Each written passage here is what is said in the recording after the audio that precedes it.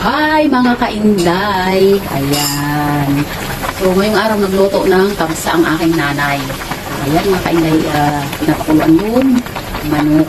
So walang tomato paste dyan kasi original daw yung recipe niya. Ayan yan ang tomato paste. So mostly yung kamsa may tomato paste. So kamatis lang po yan. Ayan. Ito mga kainday, ang niluto ng aking nanay, chicken kabsa. So, hindi siya pula kasi wala ng tomato paste mga kainday. Original recipe yan. Ayan, ready to serve na.